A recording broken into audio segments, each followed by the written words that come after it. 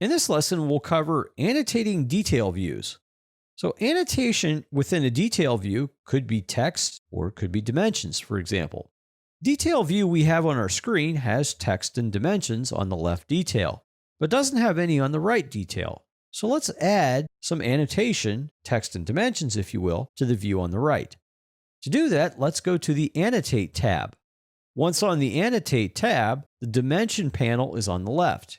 Here, we can add various dimensions by clicking points or lines and then placing our dimension. So for example, we can use the Linear Dimension tool to dimension linear lines or lengths.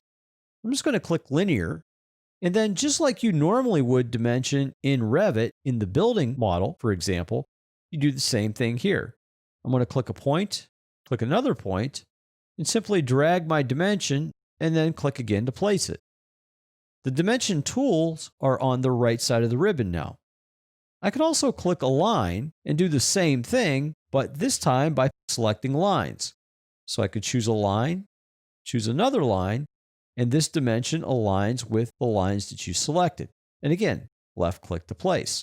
You can also do radial dimensions, diameter dimensions, arc dimensions, even angular dimensions, and also, depending upon what you're drawing, other types.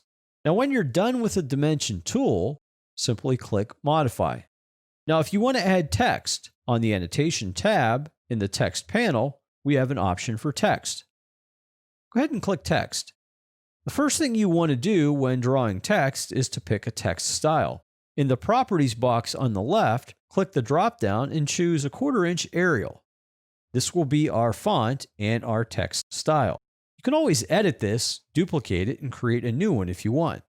On the right side of the ribbon is your formats for your text, how you want your text aligned, justified, and if bold, italic, or underlined. Next, to start placing our text, simply just left-click somewhere on the screen, set your formats, such as underline and maybe not bold, and then simply start to type your text. In this case, I'm just typing the word elevation. When I'm done typing my text, simply click Modify. This places our text within our drafting view. So as a review, in this lesson, we looked at creating annotation for our detail views or drafting views. That annotation could be dimensions, and those dimensions could be a variety of different types: linear, angular, diameter, radial, arc length. We also looked at creating text and placing the text and also formatting the text with a different font. Also, how would you want to justify it, and if you want it to be bold, italic, or underlined.